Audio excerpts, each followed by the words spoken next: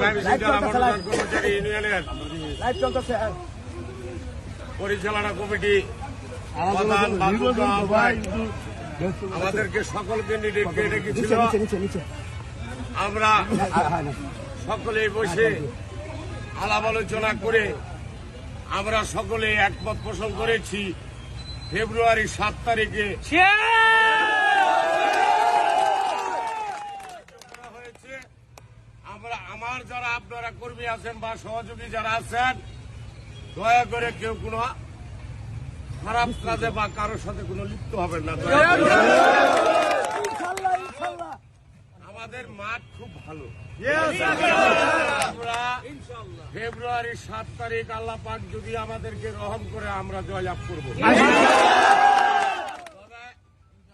বিভিন্ন ভাবে বিভিন্ন ধরনের লোকজন উস্কানিমূলক কথা বলবে।